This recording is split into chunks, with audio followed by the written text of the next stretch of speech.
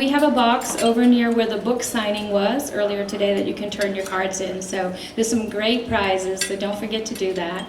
And then the second thing I'd like to do is introduce Tom Swanson from M-Modal. We're really grateful today that he is here to introduce our keynote speaker, Johan Sonnen. I know you're going to really enjoy that, so give us a warm welcome to Tom Swanson.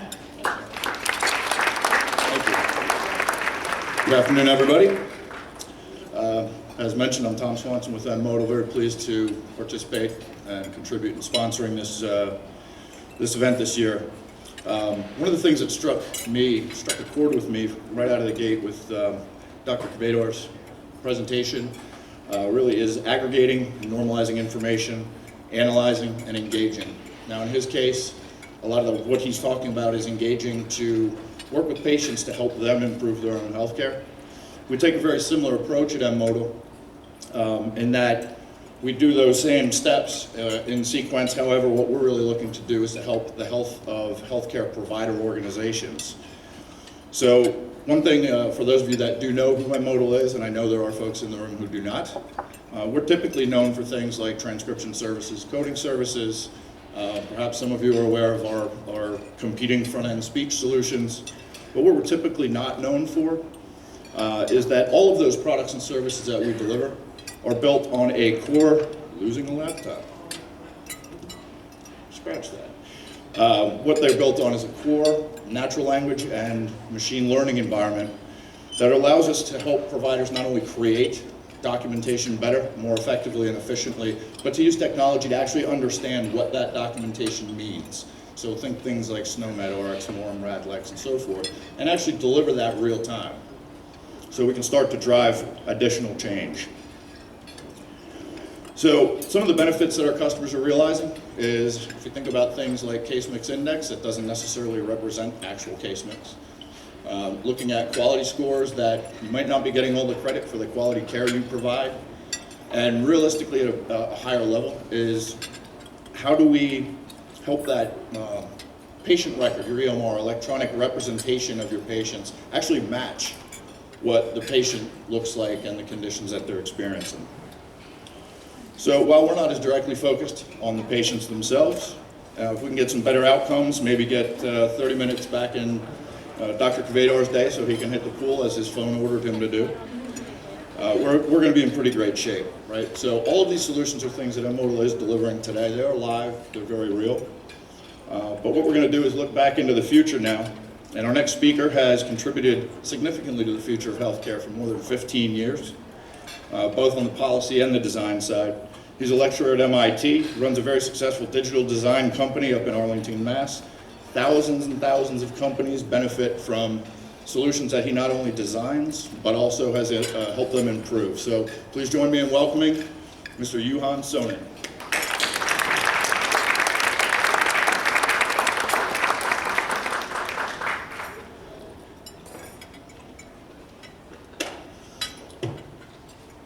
Good afternoon. My name is Johan Sonnen, and I typically pretend to run a business, and I also teach at an institute in Cambridge. And about, I think, GoInvo, we've designed lots of applications, but about 135 million people use the services that we've created. If you want to email me, or I'm fine with public shaming, you can use Twitter or email. But let me set the stage a little bit. We as a species, as humans, have treated our condition the same for millennia. Here we're roaming around a bit. We eat mostly green stuff. Hopefully we're eating mostly green. We drink water. We occasionally have sex and procreate, right? These are good things, hopefully. And as long as we're feeling okay, we think we're okay, and generally that's true. And then health happens, usually when we least want or expect it. So in the past, you've had this great tribal leader who's set bones 25 times before. Or, 100 years ago, you had this model of concierge service. You may have heard of this. It's coming back, thank goodness, right? Where the doc came to your house. Oh my God, what kind of concept is that? Where they actually cared a rat's behind about what you were doing. And then now, I mean, we're getting an MRI. This is my data, by the way, when I was catching one of my spawn flying off the living room couch. So it's fantastic tech.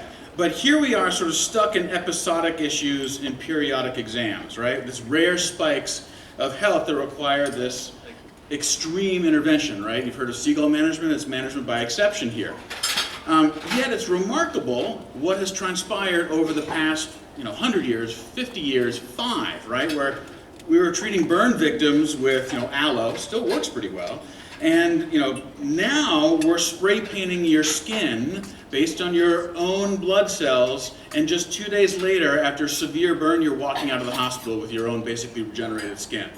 That amazing jump in technology and our understanding in the biologist side of things and science is pretty startling. Because here we have MRI machines from 1970 or 80 that were birthed, and here's one of my sons. We have spit kits. 5 years ago, this is like common practice now to get some snips.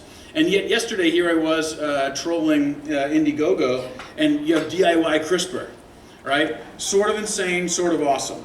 Yet, we're still stuck in the land of episodic treatment when we think about healthcare, when we think about the engineering of it and designing for it. And humans don't want to think about health. This is the same as 1,000 years ago. The concept, the fact that we're in the business, we think about it all the time, but we don't want to. Who wants to think about it? So let's do a quickie thought experiment. Let's just suppose, after what we heard from this morning from Laura and Marilyn and everyone else, about that, there's a ton of data out there. But let's just suppose for a second it's just collected. All of your data from exercise, financial, which we care more about than your health actually, to travel, again we're capturing that, to habits, to eating, examining your daily biome. It's just captured, it just happens. So here's an open source rendering, open source technique called HGraph that visualizes your health in one picture, right? If you're in the green zone, your data's in the green zone, it's good.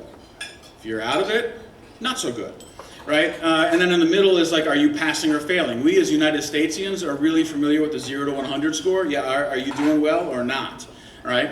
And that is basically one kind of metric in order to say, are you passing or failing?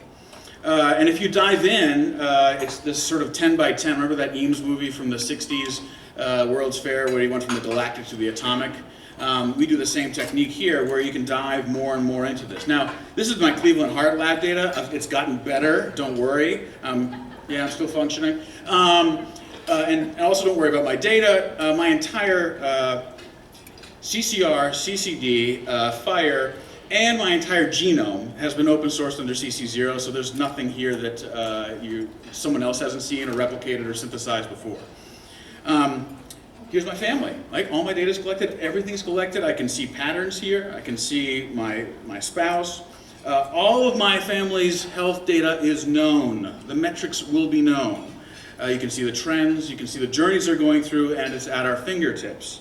Now, this is in stark contrast of what's happening now in the design of your life, right? Where we as humans are very good at Einstein, multi-dimensional data sets. We were not biologically and evolutionary trained to do that, right? So yet, and we're very good at flat decision spaces, yet that's not how biology and our health works. And often our data isn't decision grade. So let's couple that idea of being barely able to get our data, the proliferation of data, which we heard about this morning, and the sensor blow-up that's also occurring, like the DARPA line, sensor dust is all around us. That is the beginning of the surveillance invasion. This sounds a little scary. It is a little bit. But I can't, I have this scene in my head from Blade Runner. It's a classic scene. It's called the Void Conf Machine. You don't have to remember that. I sort of sometimes fetishize hardware for not a good reason. But there's a particular freak-out moment when you imagine this, right? From a health and surveillance and security and human condition perspective, right? But it's a classic scene. And why I like it, or I think the analogs are interesting, is that our current models for doctors are that they are the doctor gods. Just like this judge and jury executing here the interview, right? With a tech-heavy device. It's a lot like what we're doing now. It's not very human, again by design, because it's also a movie. And I also want to say that while I do like the hardware, we have to remember that hardware in general is on the decline, right? It's basically a customer acquisition tool at this point. But there are a few spot-on health signals that happen in this movie, right? So the conf machine, voice conf machine measures lots of bodily fluid functions, heart rate, BP, eye movement, how do you respond to provocative questions, right? Look, all of this technology is here now. It is here. Joe talked about it a little bit this morning, where the confluence of sensor tech, of data analytics, of hardware durability, all this stuff is really a forcing function for how this is going to occur. So I think in the next year or so, we'll also have a good cut at what the prediction model for a human is. So look, devices are everywhere. In my studio and at MIT, there are a ton of these things being made and being worn, right? But one problem with the current batch of wearables is they're just that. They're wearable and they require a ton of frontal cortex to engage with. Look, this is the Withings Pulse. Everyone's probably, or half the people in here are probably wearing these kind of things. It's, steps and activity and heart rate. Pretty cute device.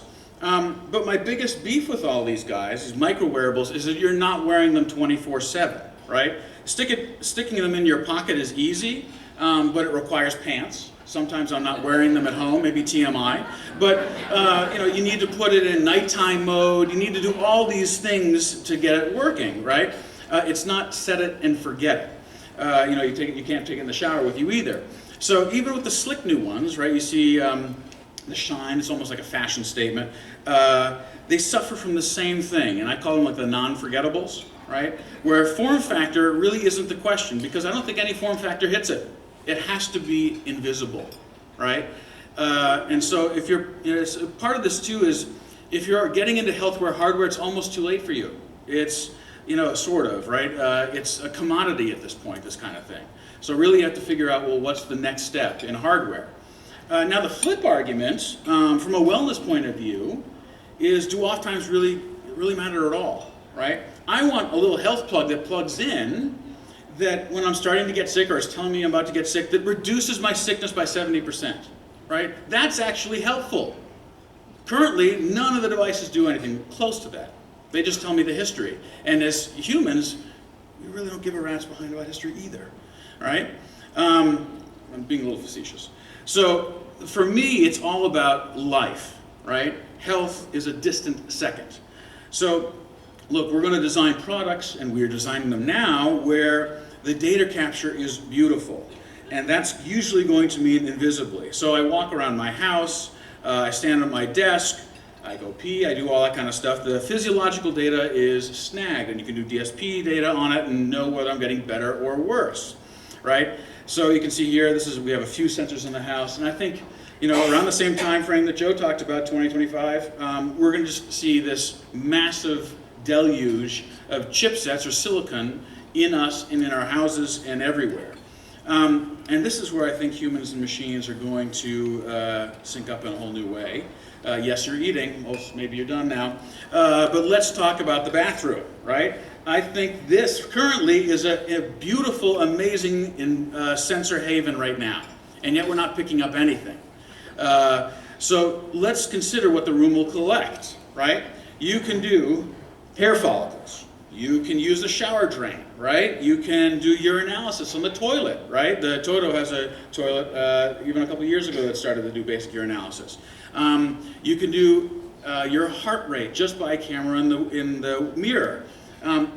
You slough off your biome just doing this. This is the best ID for what's happening in here, right? Right here. It just happens, right? There's no mental or physical overhead. It's just regular feedback loops. You happen to be using this several times a day, right? It's not like you're walking into an exam room, but it is, okay? So I think this is not the bathroom anymore. It'll be the health room. Yeah, there's a little bit of Gattaca in here, but that's sort of coming.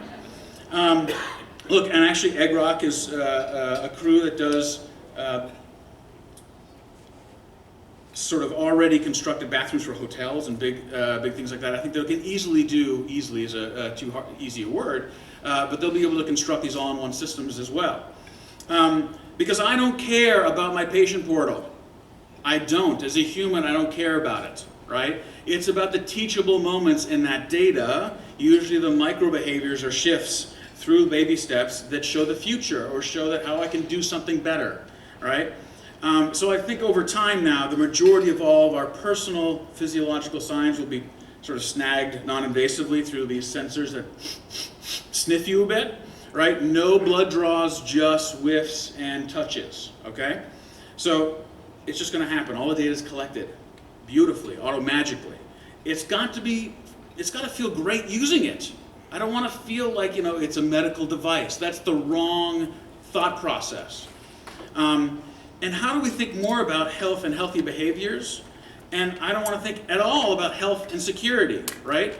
And the fact that we label patients as patients is also sort of sometimes traumatic, but goofy.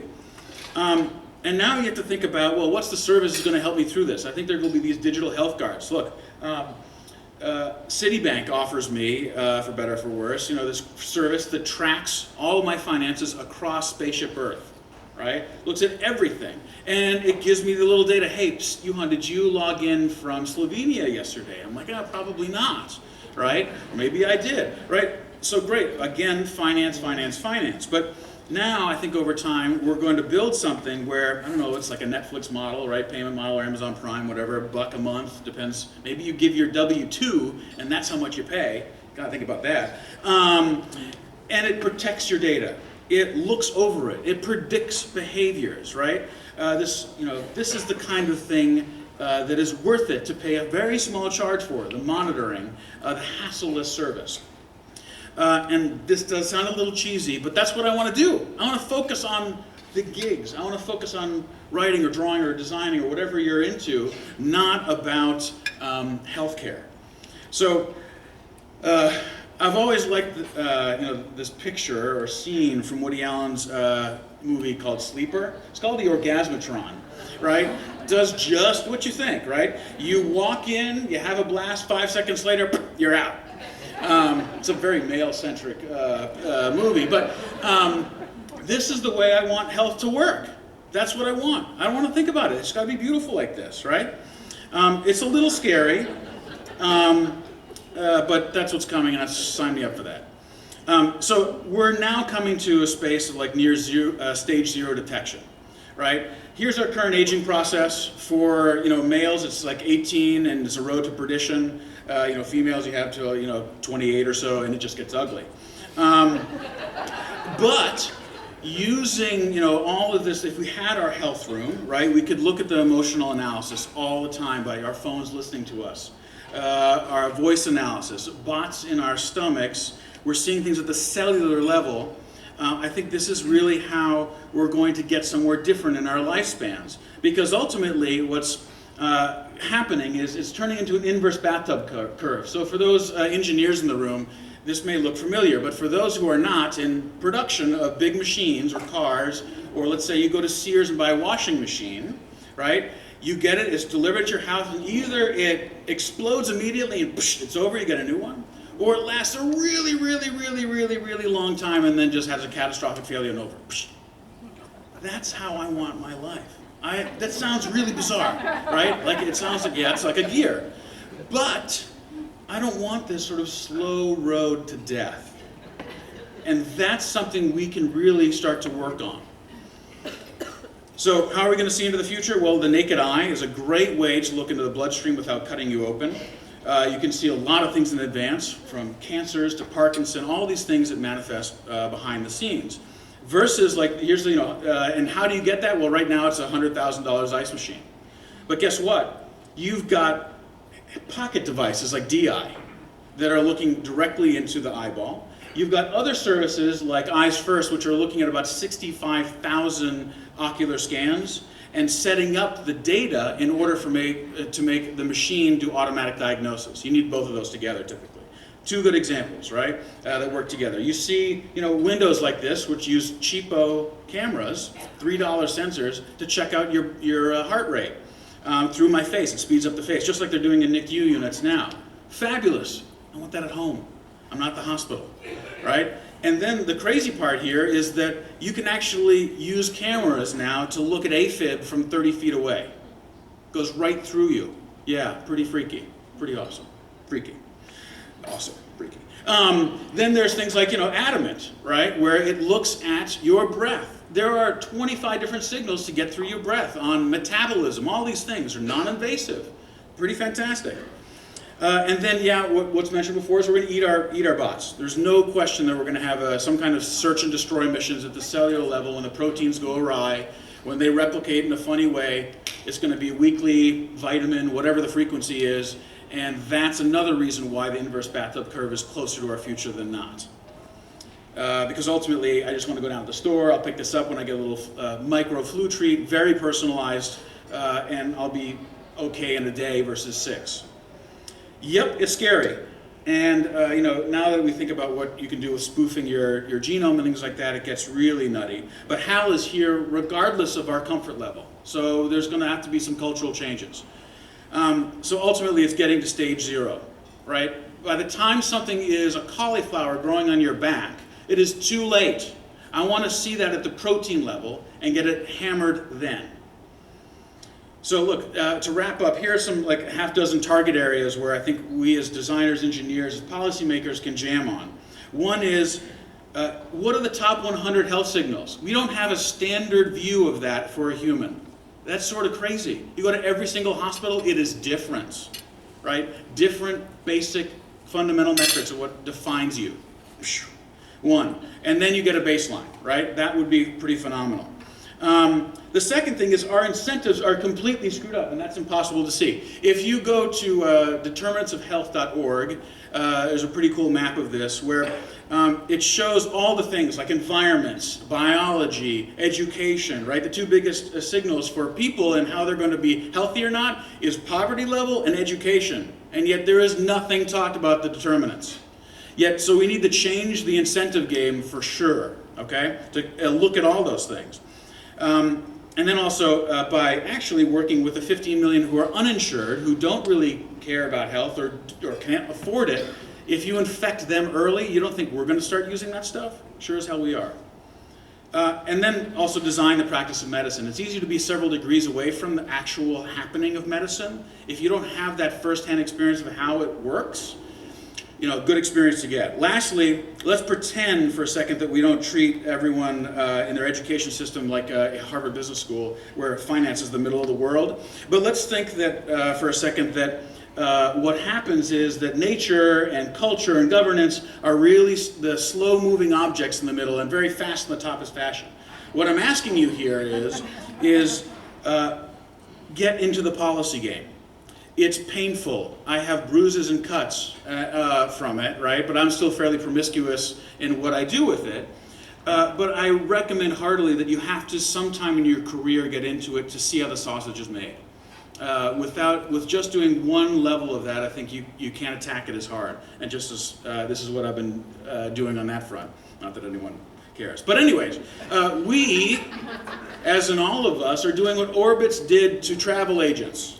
That medical tech, that design, that engineering, culture shifts are doing to doctors. Doctors don't want to hear that, but they are the third leading cause of death in the country.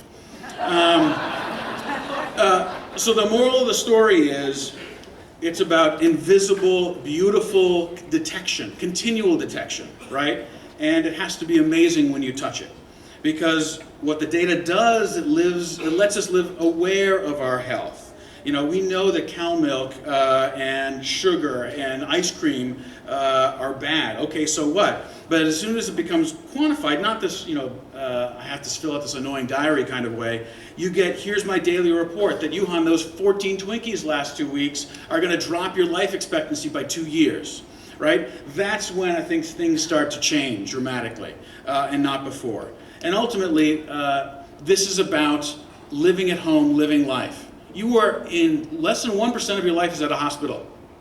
Yet health IT is most of the ONC dollars, most of that is going to hospitals. Great. Dying institutions. Yet I'm dying at home. So, God damn it, we got to spend more time on the stuff that really impacts our lives, and that's outside of the hospital system. So if you have any questions, you can feel free to email me. I'll get back to you within 2 business hours. Good? Thanks very much.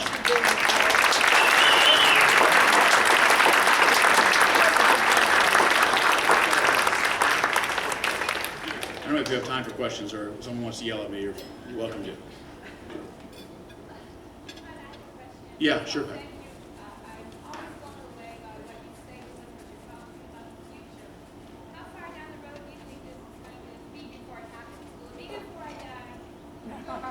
It's too late for you, Pat.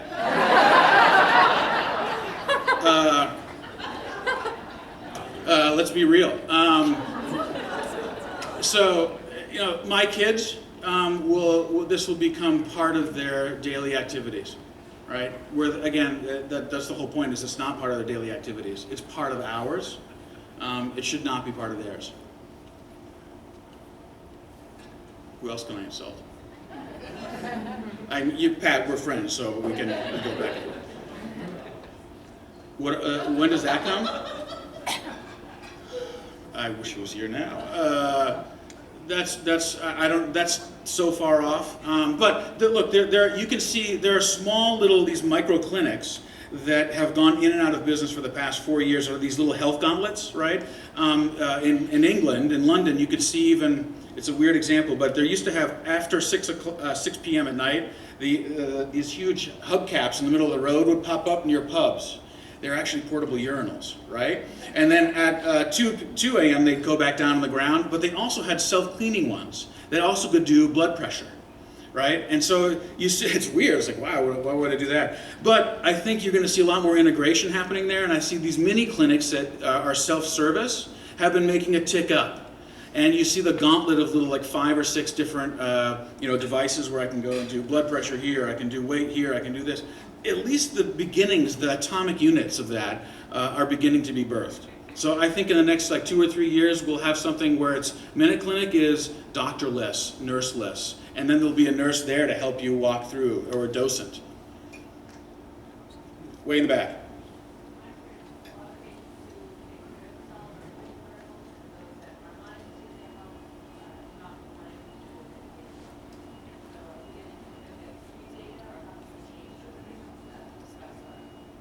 So if I could hear that correctly, you're talking about, why don't you repeat it for everybody? Patients, in my experience, who take good care of themselves, are invested in their health, like the wearables. Those that do not make the best healthcare choices want to avoid sharing any kind of data in any way. So I think we're probably going to get some skewed data, and then how can we engage those to buy into sharing their data that are afraid that they'll be tracked and discriminated against because of their, whether it's alcoholism or excess use of eating, whatever. Yeah, there are lots of questions and statements in that, which is right. Part of my thesis here is that regardless of whether we want to or not, it's going to happen, right? People don't want to deal with wearables right now. For the most part, they forget them after a month, or they go back in the closet or wherever they came from, recycle bin. And I think over time, you're going to see it's just part of culture. That's why it's going to take so long. Pat's question is going to come out, for us. But I think it'll take, years, probably a decade or two, for it just to become integrated into your life through services on your phone and things like that. I think there are certain things that will happen now very quickly. There's also a discrimination component, which I think you're getting to, which is I think even scarier one. We have some laws now, but not nearly good enough to protect citizens, right? And that's a whole other talk that requires a lot more alcohol.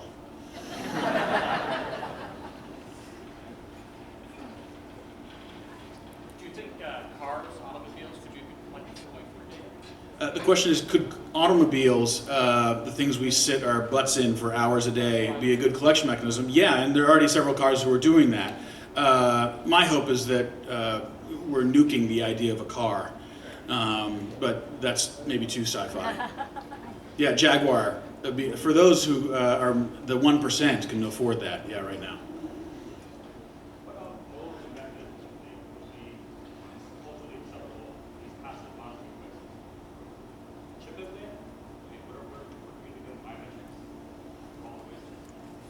I think it'll be a number of different things. So the question is, what are the cultural goodness and badness parts of the devices, or the invisible devices and sensors? I think it'll be a rainbow of fruit flavors. because one thing never just hits it, right? So for some people, they'll be fine taking the digestible, right, once a week or whatever that is. Some people will want the little scanner that is in their door jamb.